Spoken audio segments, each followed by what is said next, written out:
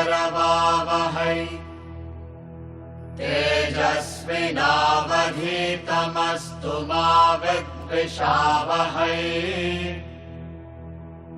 ॐ शान्ति शान्ति शान्तिः। In the story of Sohrab and Rustum so far, they have completed their battle, as it were, when Rustum pierced his spear into Sohrab's body when he was sort of unarmed, and Sohrab was unarmed because he stood motionless, transfixed, because he heard the name Rustum, and Rustum shouted his own name to sort of enthuse himself, and the way by which he shouted made a very deep impact in Sohrab's mind, and he was completely transfixed after that. And when he dropped his shield down, Rustum did not stop. He pierced Sohrab with his spear, and when he falls down, Rustum taunts him, and obviously Sohrab is irritated by that, and he says that his great father Rustum will hear of this tragedy, and since he has lost his only son, the revenge in him will be of great impact, and you wait for that day, he says, where you count your days. That's what he says to Rustum. From now on, you will see how the emotions change as these two talk to each other. Just as we saw in the first chapter of Bhagavad Gita, there is a series of emotions that Arjuna goes through, and finally it culminates in him sitting in the chariot.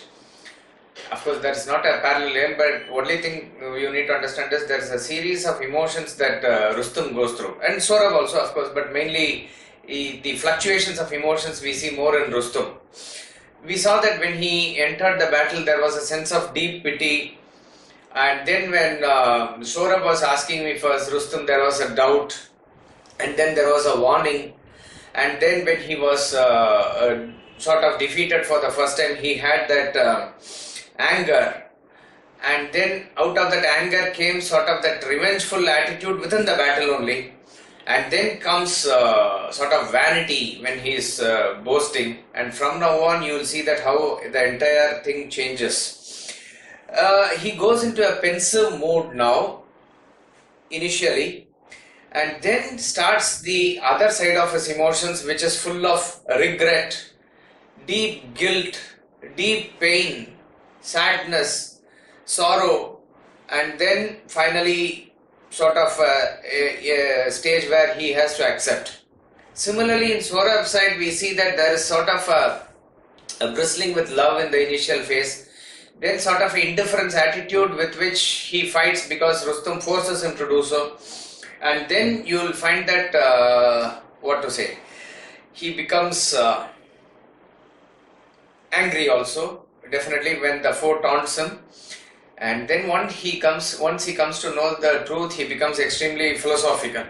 Like that, various emotions go through the minds of both Sohrab and Rustum, and this is where we need to become one with the poet here, because Matthew Arnold captures these emotions very well. Even though this is a reproduction of the original work, this is probably one of the masterpieces of English literature, which is able to capture the emotion to the fullest depth here. So we continue with the poem, where now Rustum, we concluded with that example of a male eagle which does not know the laws of his female eagle because he is ignorant. Exactly like that, Rustum, who is in ignorance now, does not know the loss, does not know his own loss, because he has killed his own son. We continue from here. But with a cold, incredulous voice, he said, "What prate is this of fathers and revenge? The mighty Rustum never had a son." And with a failing voice, Sohrab replied, "Ah yes, he had, and that lost son and I. Surely the news will one day reach his ear, reach Rustum, where he sits and tarries long, somewhere I know not where, but far from here, and pierce him like a stab, and make him leap to arms, and cry for vengeance upon thee. Fierce man, bethink thee for an only son. What will that grief, what will that vengeance be? Oh, could I live till I that grief had seen? Yet him I pity not so much, but her, my mother, who in Azerbaijan dwells, with that old king, her father, who grows grey with age, and rules over the valiant Kurds. Her most I pity, who no more will see Sohrab returning from the Tartar camp with spoils and honor when the war is done. But a dark rumor will be rooted up from tribe to tribe until it reach her ear, and then will that defenseless woman learn that Sohrab will rejoice her sight no more, but in battle with the nameless foe, by that far distant Oxus, he's slain. He spoke, and as he ceased, he wept aloud. Thinking of her, he left, and his own death. So, Rustum says, do not, still he is with a stern voice saying that do not prattle something. Rustum never had a son. That is his argument. To which Sohrab says, who are you to say that? Definitely he had a son and I am that son. And you have to imagine what grief my father will have when he hears this tragedy that unnamed foe sort of killed his only son. And therefore that grief and that grief with which it will turn into vengeance, you have to be, you should count your days. And he says, if I could live up to that day where I see the grief in my father. What he means by grief in the father is that I could see my father only. But very interesting here, more than that, now he remembers his mother, because it is with his mother he has grown all along and father he has never seen. And there is a natural affinity always between a son and the mother, like daughter and a father. This is a natural affinity that is always there. And what she had actually feared the moment Sohrab was born has actually come true now. And all said and done, there is no loss equivalent to this. So therefore, in this time when the thought of his mother comes, he is much more saddened and he cries a lot, thinking of her and obviously thinking of his own death, because of which he will not be able to see his mother. Continue. He spoke, but Rustum listened, plunged in thought, nor did he yet believe it was his son who spoke, although he called back names he knew. For he had had sure tidings that the babe which was in Azerbaijan born to him had been a puny girl, no boy at all, so that sad mother sent him word for fear Rustum should seek the boy to train in arms. And so he deemed that either Sohrab took by a false boast the style of Rustum's son, or that men gave it him to swell his fame. So deemed he. Yet he listened, plunged in thought, and his soul set to grief as the vast tide of the bright rocking ocean sets to shore at the full moon. Tears gathered in his eyes, for he remembered his own early youth and all its bounding rapture, as at dawn the shepherd from his mountain lodge descries a far bright city smitten by the sun through many rolling clouds. So Rustum saw his youth, saw Sohrab's mother in her bloom, and that old king, her father, who loved well his wandering guest, and gave him his fair child with joy, and all the pleasant life they had. They three, in that long, distant summertime, the castle and the dewy woods and the hunt and hound and mourn on those delightful hills in Azerbaijan. And he saw that youth of age and looks to be his own dear son, piteous and lovely, lying on the sand, like some rich hyacinth which by the scythe of an unskillful gardener has been cut, mowing the garden grass plots near its bed, and lies a fragrant tower of purple bloom on the mown, dying grass, so Sohrab lay, lovely in death, upon the common sand. And Rustum gazed on him with grief and said, O Sohrab, thou indeed art such a son whom Rustum, wert thou his, might well have loved. Yet here thou errest, Sohrab, or else men have told thee false. Thou art not Rustum's son, for Rustum had no son. One child he had, but one, a girl, who with her mother now lies some light female task, nor dreams of us she dreams not, nor of wounds nor war. But Sohrab answered him in wrath, for now the anguish of the deep fixed spear grew fierce, and he desired to draw forth the steel, and let the blood flow free, and so to die. But first he would convince his stubborn foe, and rising sternly on one arm, he said, Man, who art thou who dost deny my words? Truth sits upon the lips of dying men, and falsehood, while I lived, was far from mine. I tell thee, pricked upon this arm I bear that seal which Rustum to my mother gave, that she might prick it on the babe she bore. Right. So, Rustum is telling Sohrab that you are making a mistake here, because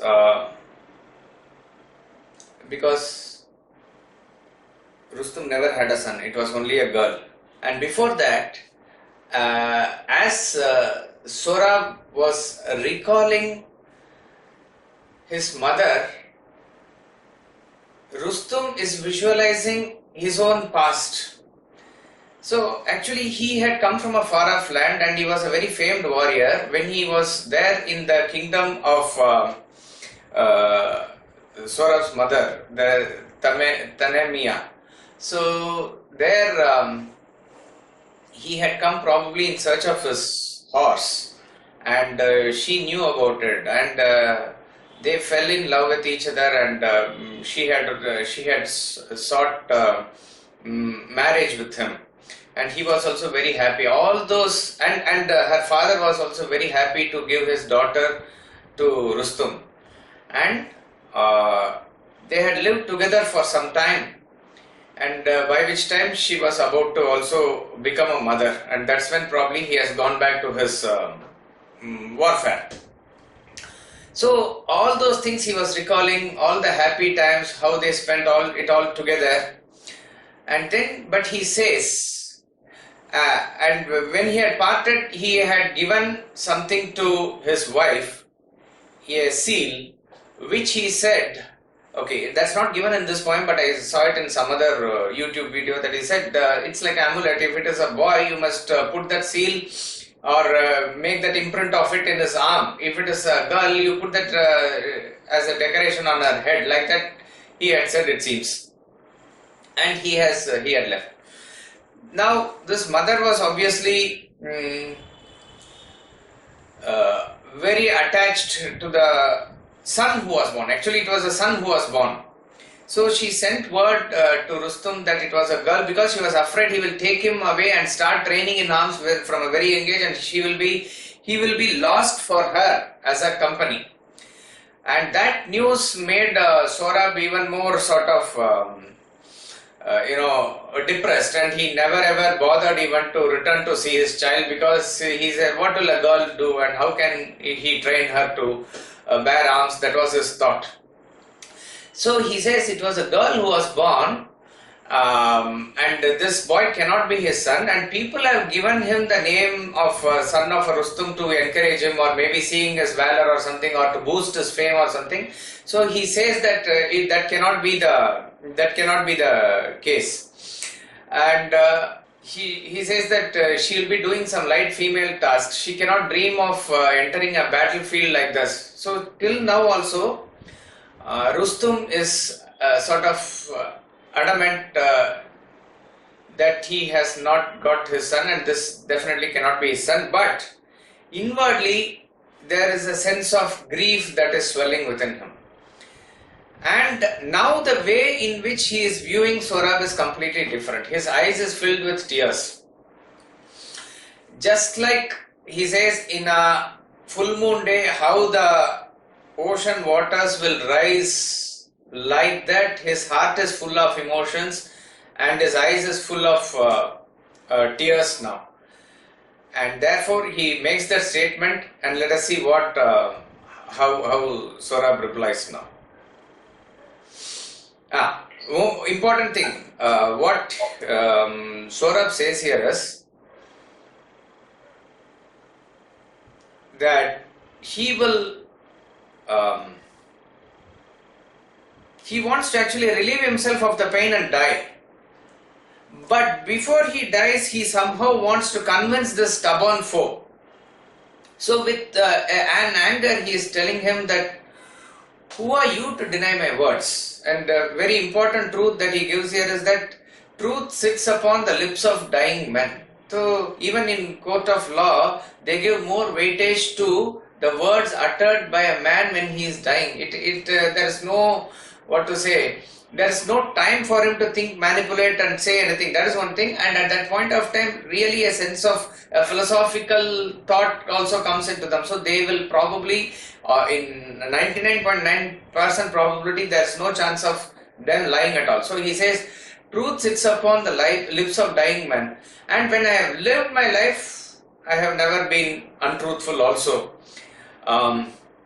So therefore, he says, I can show you that seal which my mother had given me at birth, and that was given to my mother by none other than my father, who is Rustum. So this is like the clinching proof now. Yeah. He spoke, and all the blood left Rustum's cheeks, and his knees tottered, and he smote his hand against his breast. His heavy nailed hand that the hard iron corselet clanked about, and to his heart he pressed the other hand, and in a hollow voice he spake and said, Sohrab, that word of proof which could not lie, if thou showest this, then art thou Rustum's son. Then, with weak, hasty fingers, Sohrab loosed his belt and near the shoulder bared his arm, and showed a sign in faint vermilion points pricked, as a cunning workman in Pekin pricks with vermilion some clear porcelain vase, an emperor's gift. At early morn he paints, and all day long, and when night comes, the lamp lights up his student's forehead and thin hands. So delicately pricked, the sign appeared on Sohrab's arm, the sign of Rustum's seal. It was that griffin which of old reared Zal, Rustum's great father, whom they left to die, a helpless babe among the mountain rocks. Him that kind creature found and reared and loved. Then Rustum took it for his glorious sign. And Sohrab bared that image on his arm, and himself scanned it long with mournful eyes, and then he touched it with his hand and said, How sayest thou, is that sign the proper sign of Rustum's son, or of some other man's? He spoke, but Rustum gazed and stood speechless. And then he uttered one sharp cry, O boy, thy father! And his voice choked there. And then a dark cloud passed before his eyes, and his head swam, and he sank down to earth. But Sohrab crawled to where he lay, and cast his arms about his neck and kissed his lips, and with fond, faltering fingers stroked his cheeks, trying to call him back to life. And life came back to Rustum, and he opened his eyes, and they stood wide with horror. And he seized in both his hands the dust which lay around, and threw it on his head, and smudged his hair and face and beard, and glittering arms. And strong, convulsive groanings stood his breast. and his sobs choked him, and he clenched his sword to draw it, and forever let life out. But Sohrab saw his thought, and held his hands, and with a soothing voice he spake and said, Father, forbear, for I but meet today the doom which my birth was written down in heaven, and thou art heaven's unconscious hand. Surely my heart cried out when it was thou, that it was thou, when first I saw thee, and thy heart spoke too, I know it. But fate trod those promptings down under its iron heel. Fate engaged the strife and hurled me on my father's spear. But let us speak no more of this. I'll find my father. Let me feel what I have found. Come, sit beside me on the sand, and take my head betwixt thy hands and kiss my cheeks, and wash them away, wash them with thy tears, and say, my son. Quick, quick, for numbered are my sands of life, and swift, for like the lightning to this field I came, and like the wind I go away, sudden and swift, and like a passing wind. But it was written heaven, that this should be. Right. See, you should just visualize and feel the emotions of Rustum here. He was adamant that Sohrab was not his son, and Sohrab said, "What if I show you the seal?" And then suddenly Rustum says, "Yes, if you show me that seal, then that cannot lie. That is definitely a proof. That is definitely a proof that you are my son." So he loses his the armor, and then removes that amulet which is there pierced, and shows it to, and he himself looks at it for a long time and then shows it to Rustum. And Rustum sees that and he becomes completely speechless. He is absolutely speechless now. You should only visualize, probably in the movie also they have not shown this in a nice way. Like every person who is in a deep sense of sadness and sorrow, and it has dawned upon him that he has killed his son, he throws sand upon him and he is completely distraught. He is choked, words don't come, and then he sinks on the ground and he falls down. Now Sohrab knows that the person who is standing in front of him is his father only. So as he sort of lies unconscious on the ground, as it were, dead for all practical purposes, Sohrab slowly moves and shakes him up, and is brought back to life. And that point of time, no words can be spoken. An extreme sense of guilt, sorrow, sadness, everything goes through Rustum's mind. And what he does is that he takes the sword and wants to kill himself. Sohrab senses this, he understands this, and then he stops that. He knows this should not happen. And you have to think that, you imagine that boy has now understood that this is his father. At the very stroke of understanding that this is his father, this father is ready to kill himself. What will be the state of that boy? And so he pleads him and he prevents him from killing himself. And then he turns actually philosophical. And that is where he says that when I first met you, I knew it was you only. Definitely something in me told that it was my father. And very important that it was there in your heart also. You also knew that it was me. But somehow fate had other plans. This is how finally all the philosophical,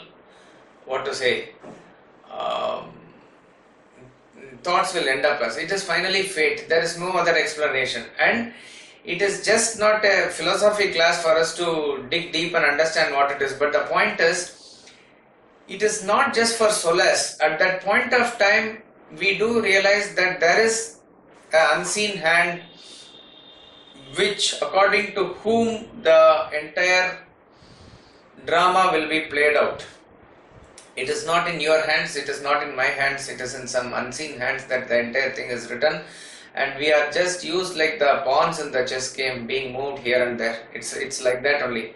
So that sort of real philosophical thought enters into the mind of Sohrab also, which is correct. Which, as we said, even as Rama goes to forest, he says to Lakshmana finally that it is not in Dasharatha's hands, Lakshmana, it is not in Kaikeyi's hands. I will not blame Kaikeyi also. I will not blame you, I will not blame me. But this is how it has to happen. It is fate, it is like that.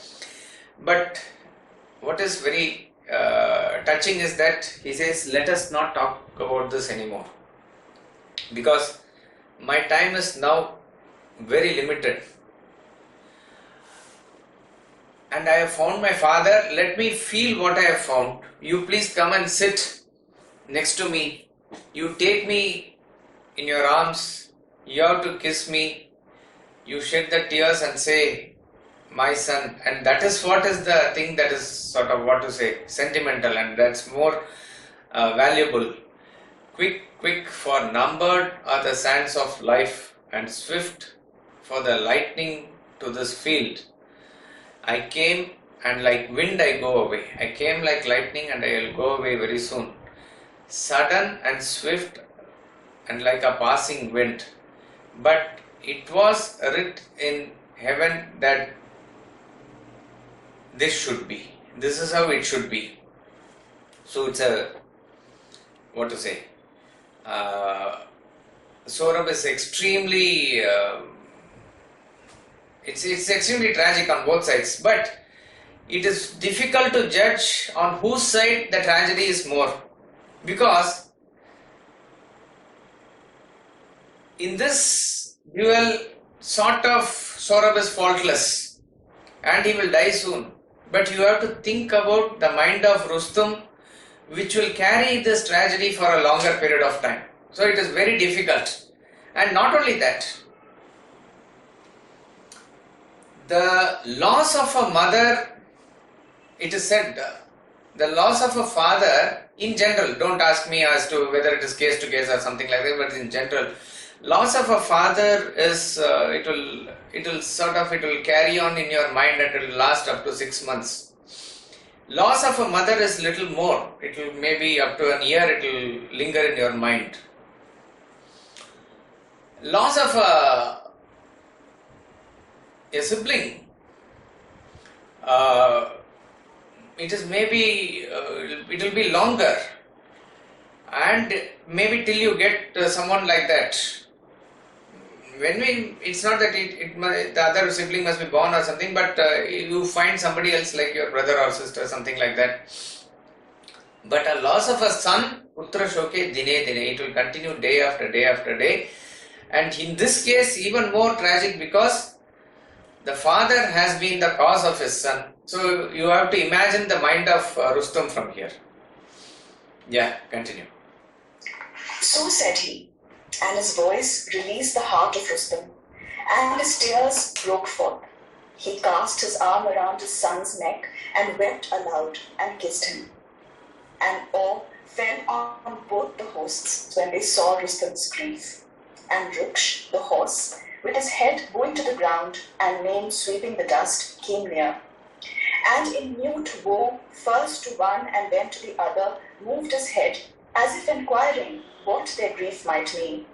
And from his dark, compassionate eyes, the big, warm tears rolled down and caked the sand. But Rustum chid him with stern voice and said, Ruksh, now thou grievest? But, O Ruksh, thy feet should have first rotted on their nimble joints, or ere they brought thy master to this field. So, Ruksh is now also feeling, obviously you will find that in all the animals, they become like your family only, and they can easily feel, emotions can be easily felt. So Ruksh is looking from one side to the other. He sees both of them are in extreme sadness. So something is happening, Ruksh can feel, and he is also crying. And as his tears touch the sand, uh, Rustum is looking at Ruksh, and his anger he is expressing on Ruksh. He is saying, "Why did you bring me here? Your legs should have stopped then and there when you sort of knew that I'm going to fight my son." These all things cannot be explained. At that point of time, each and everything is like conspiring against you, is the feeling that you will get. So, why did I choose to fight in unknown name? Why did not Ruksh give any indication? And host of other things will come. All these things have no answer at all. But this is what everybody will go through in a extreme tragedy like this. So now, what is interesting is Sohrab is introduced to Ruksh like this. Let's see what Sohrab says. But Sohrab looked upon the horse and said, "Is this then Ruksh? How often in the past days my mother told me of thee, thou brave steed, my terrible father's terrible horse, and said that I should one day find thy lord and thee. Come, let me lay my hand upon thy name. O Ruksh, thou art more fortunate than I, for thou hast gone where I shall never go, and snuffed the breezes of my father's home. And thou hast trod the sands of Seistan, and seen the river of Helmand, and the lake of Zirah, and the aged Zal himself has often stroked thy neck, and given thee food, gone in a golden platter soaked with wine, and said, O Ruksh, bear Rustum well. But I have never known my grandsire's furrowed face, nor seen his lofty house in Seistan, nor slaked my thirst at the clear Helmand stream, but lodged among my father's foes, and seen after Siab cities only, Samarkand, Bukhara, and the lone Khiva in the west, and the black Turkmen tents, and only drunk the desert rivers, Morgab and Tejand, Kohik, and where the Kalmuks feed their sheep, the northern Seer, and the great Oxus stream, the yellow oxus by whose brink I die." Then, with a heavy groan, Rustum bewailed, "Oh, that its waves were flowing over me! Oh, that I saw its grains of yellow silt roll tumbling in the current o'er my head." Right. So, he's expressing his emotions, that's all. Sohrab is saying that, Ruksh, you are more fortunate than me. You have gone to my grandfather's place, Siastan, where the old Zal himself had fed you and stroked your mane, and he has told you to bear my father well.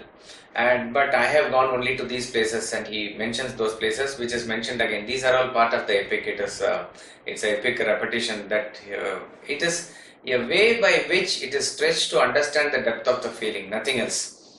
And then he says, I have seen all these places only, and this ox is finally where I am going to die. So Rustum says, why not that oxes take my life also away and flow over me? To which Sohrab says, yeah. But with a grave, mild voice, Sohrab replied, "Desire not that, my father. Thou must live. For some are born to do great deeds and live, and some are born to be obscured and die. Do thou the deeds I die too young to do, and reap a second glory in thine age. Thou art my father, and thy gain is mine. But come, thou seest this great host of men which follow me. I pray thee, slay not these. Let me entreat for them. What have they done? They follow me, my hope, my fame, my star. Let them all cross the Oxus back in peace. But me thou must bear hence, not send with them, but carry me with thee to Seistan, and place me on a bed, and mourn for me, thou and the snow-haired Zal and all thy friends. And thou must lay me in that lovely earth, and heap a stately mound about my bones, and plant a far-seen pillar over all, that so the passing horseman on the waste may see my tomb, and a great way off and cry, Sohrab, the mighty Rustum's son, lies there, whom his great father did in ignorance kill, and I be not forgotten in my grave." And with a mournful voice, Rustum replied, fear not. As thou hast said, Sohrab, my son, so shall it be. For I will burn my tents and quit the host and bear thee hence with me, and carry thee away to Seistan, and place thee on a bed and mourn for thee with the snow-headed Zal and all my friends. And I will lay thee in that lovely earth and heap a stately mound above thy bones, and plant a far-seen pillar over all, and men shall not forget thee in thy grave. And I will spare thy host, yea, let them go. Let them all cross the oxes back in peace. What should I do with slaying any more? For would that all whom I have ever slain might be once more alive, my bitterest foes, and they who were called champions in their time, and through whose death I won the fame that I have. And I were nothing but a common man, a poor mean soldier without renown. So thou mightest live too, my son, my son. Or rather would that I, even I myself, might now be lying in this bloody sand near death, and by an ignorant stroke of thine, not thou of mine. And I might die, not thou, and I, not thou, be born to Seistan, and Zal might weep above my grave, not thine, and say, O son, I weep thee not too sore, for willingly I know thou mettest thine end. But now in blood and battles was my youth, and full of blood and battles is my age, and I shall never end this life of blood. So, Sohrab says that you must not think of it. You continue to live. Some are born to live and attain glory, and some are born to die unknown. And through you, I will live. So you continue with your glory. I mean, very genuine emotions he is saying. And in that stage, he is also pleading for his hosts. He says, spare them, do not have any anger upon them. Because all said and done, it was that king and that camp who sort of prompted Sohrab to take up arms, and but he was there in search of his father, but that made them come in the opposite camp. So please spare their lives, he says. They have not done anything wrong. Allow them to cross the Oxus and go back to their own territories in peace. This is my request, but do not send me along with them. Me you have to take to Seistan with you, and where my bones are buried, please put up a pillar so that any person who is even coming on the horse as a traveler from a distance can see the pillar, and he will come and see who it is, and then he will understand that here lies the great Sohrab, who was killed by his father in his ignorance. And all the friends of his grandfather and all others will be there. He is sort of wanting to get united there in his death. That is his last wish. So as an epic proportion, the same thing Rustum repeats, I will do everything that you say, and this is like a promise. And he says, why will I now kill all these people, let them go? In fact, it would have been better if I was an unknown soldier, and I would not have lived to see this. Maybe I would have been with you, or it could have been any other case also, that I was lying here and you were the victor, and you carried me to Seistan to my father, and then he said that, son, you lived a good life, but this is how you should meet your end. Like that could have been the case, but all this is my wish only. It is not going to happen, because he is now sort of very indifferent to his own life. He says it has been a very bloody life, and now also it has been very bloody battle, and I shall never end this life of blood. So a deep sense of guilt is there, a deep sense of sorrow is there, and he is sure that it is not going to go away, and this he has to live with. That is the state of Rustum. Yeah. Then, at the point of death, Sohrab replied, a life of blood indeed, thou dreadful man, but thou shalt yet have peace. Only not now, not yet, but thou shalt have it on that day when thou shalt sail in a high-masted ship, thou and the other peers of Khai Khusro, returning home over the salt blue sea from laying thy dear master in his grave. And Rustum gazed in Sohrab's face and said, Soon be that day, my son, and deep that sea. Till then, if fate so wills, let me endure. He spoke, and Sohrab smiled on him, and took the spear and drew it from his side, and eased his wound's imperious anguish. But the blood came welling from the open gash, and life flowed with the stream. All down his cold white side the crimson torrent ran, dim now and soiled, like the soiled tissue of white violets left freshly gathered on their native bank by children whom the nurses call with haste indoors from the sun's eye. His head drooped low, his limbs grew slack, motionless, white. He lay, white with eyes closed, only with heavy gasps. Deep, heavy gasps, quivering through all his frame, convulsed him back to life. He opened them and fixed them feebly on his father's face. Till now, all strength was ebbed, and from his limbs, unwillingly, the spirit fled away, regretting the warm mansion which left, and youth, and bloom, and this delightful world. So, on the bloody sand, Sohrab lay dead. And the great Rustum drew his horseman's cloak down ere his face, and sate by his dead son, as those black granite pillars, once high reared by Jemshid and Persepolis, to bear his house, now mid their broken flight of steps, lie prone, enormous, down the mountainside. So in the sand lay Rustum by his son. And night came down over the solemn waste, and the two blazing hosts and that soul bare, and darkened all. And a cold fog with night crept from the oxes. Soon a hum arose, as of a great assembly loosed, and fires began to twinkle through the fog. For now both armies moved to camp and took their meal. The Persians took it on the open sand southward, the Tartars by the river marge, and Rustum and his son were left alone. But the majestic river flowed on, out of the mist and hum of that low land into the frosty starlight, and there moved, rejoicing, through the hushed Khorasmian waste, under the solitary moon. He flowed right for the pole star past Orgunje, brimming and bright and large. Then sands began to hem its watery march, and dam his streams, and split his currents, that for many a league the shorn and parcelled oxus strains along through beds of sand and matted rushy isles.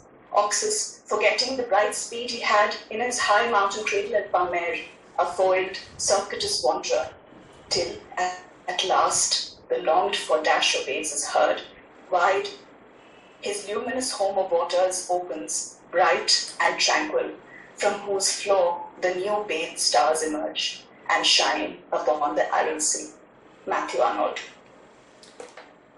Finally, Sohrab dies.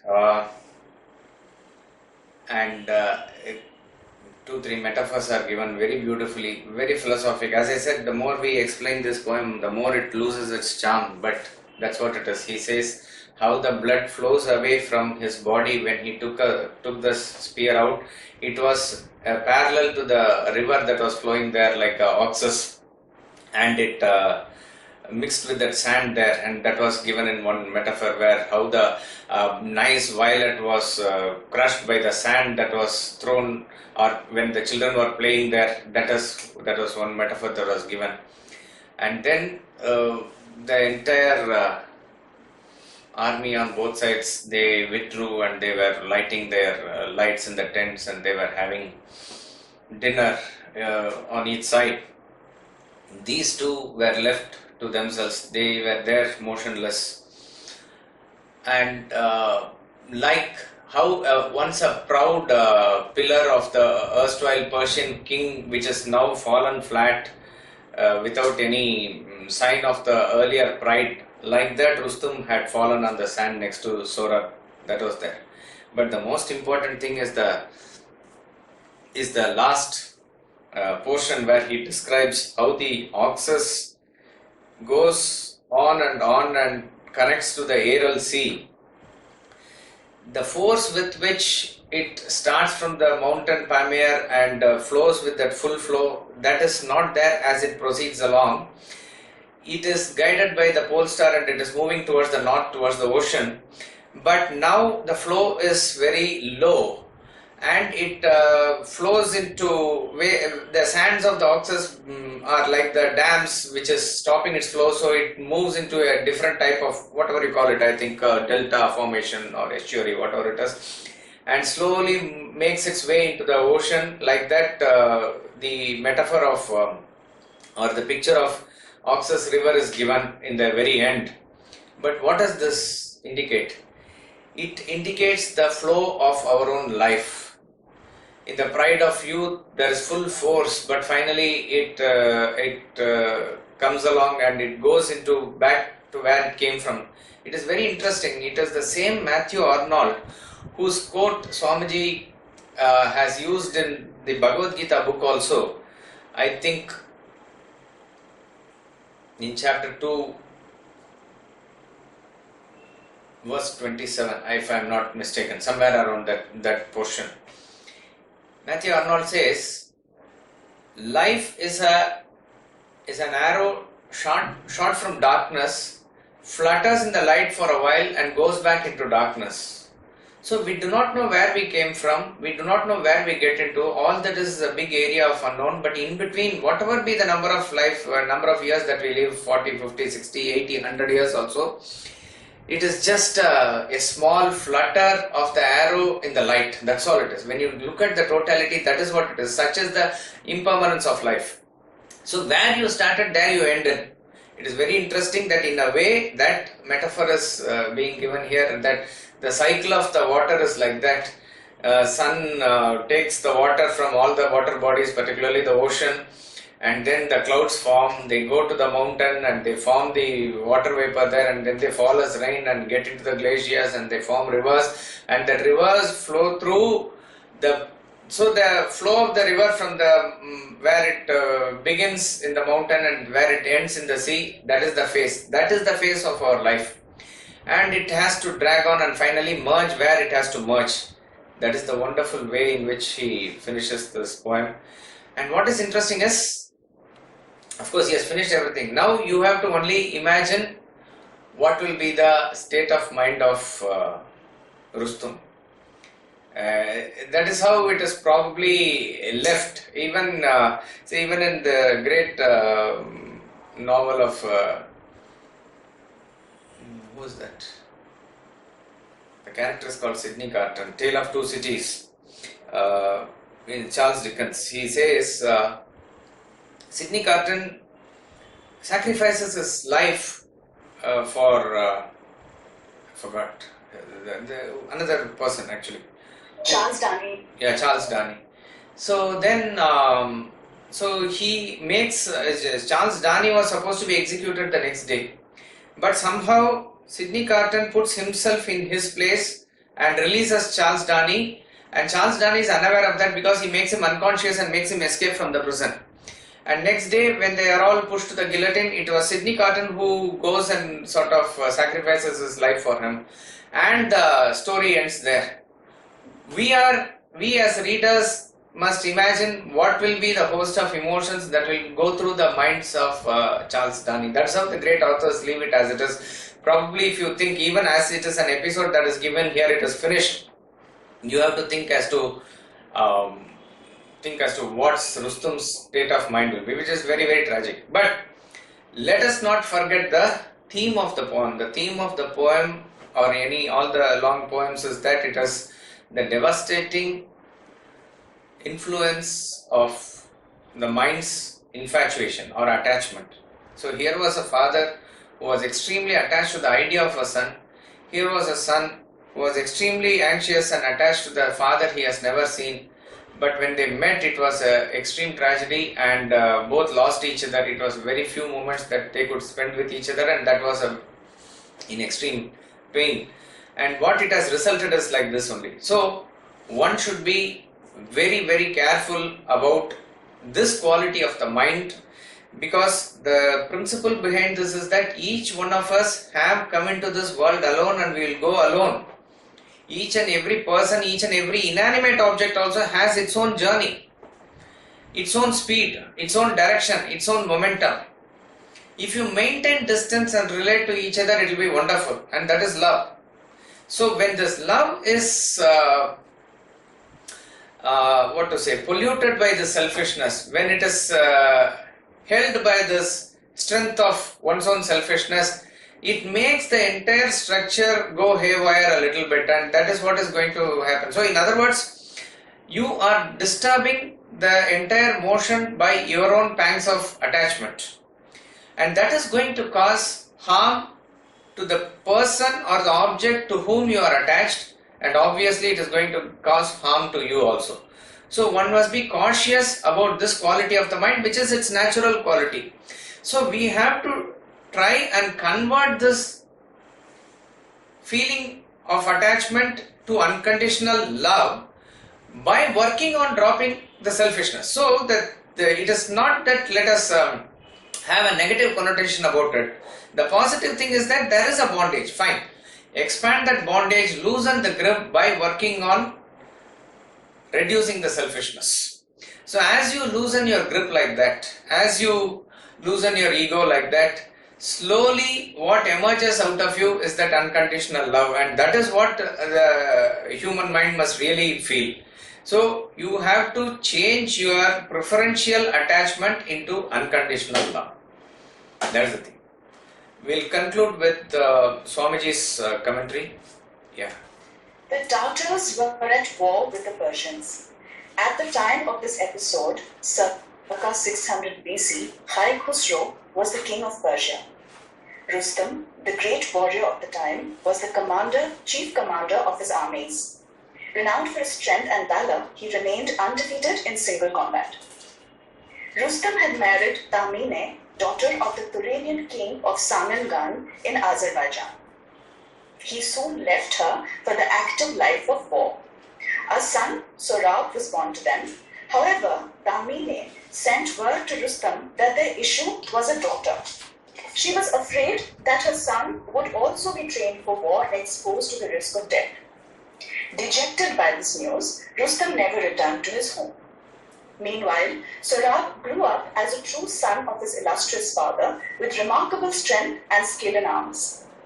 He learned of the glorious deeds of Rustum. Sohrab was determined to find his father and emulate his feats. Accordingly, he set forth to wage war against Khai Khusro to conquer Persia and meet with his father. Afrasiab, king of the Tartars, helped the young hero with his army and amenity to fight and destroy the mighty Rustum. Thus, the king hoped to gain sovereignty over Persia as well. Afrasiab knew the relationship between Rustum and Sohrab, but kept this crucial knowledge a secret. Thus, neither knew they were father and son. Rustum was terribly attached to the idea of possessing a son even before he had a child. His wife falsely informed him that the child born to them was a daughter.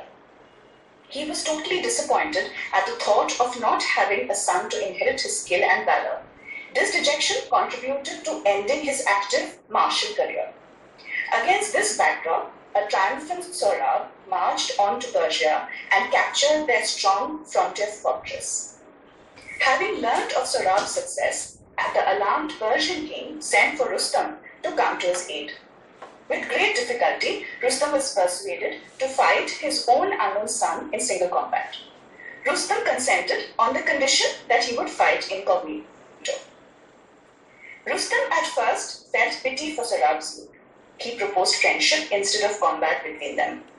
Sohrab, thinking that his opponent's noble male fully belonged to his illustrious father, asked him if he were not indeed Rustum. Suspecting some trickery by the unknown youth, Rustum denied this. A terrible combat ensued. During the course of the combat, the mighty Rustum charged at and missed the agile Sohrab and fell upon the sand, leaving Sohrab the chance to unsheath his sword and pierce him. But Sohrab looked on, smiled, and spoke to the unknown father. He pleaded if he could be hiding the fact that he was indeed Rustum. Rustum was enraged at the ignominy of being floored by the youngster, unprecedented as it was. He rose. A fierce battle followed. The old warrior suddenly wrote his own name, Rustum, to inspire himself. Sohrab heard his father's name and shrank. That beloved name transfixed him. Bewildered and motionless, he dropped his protective shield, and Rustum pierced a defenseless Sohrab with his spear. They taunted each other. It was a while before the pair realized their relationship. They were wonderstruck. A deluge of emotions engulfed them. Matthew Arnold magnificently captures their staggering sentiments. Rare indeed has literature portrayed such magnificent feelings in a human being. The episode ends with the dying Sohrab prevailing upon Rustum to return to his mother. Sohrab had promised her that he would bring his father home. Having done his part, the son dies on the Oxus sands. The father returns home. Infatuation spells disaster. Even before the birth of his son, Rustum was terribly attached to the idea of having a son. So was his wife attached to the son born to her. Sohrab himself was deeply attached to a father whom he had never met. With the result, the father never enjoyed the company of the son, neither did the son the father's company. The infatuation for one another produced only misery, culminating in disaster. As in Vedantic tradition, we do not end the poems class today. We will consider that we are only beginning. So we will just read out the first stanza of the first poem, The Turkey and the Ant. In other men we false can spy, and blame the mote that dims their eye. Each little speck and blemish find, to our own stronger errors blind. No Paramashriya, no.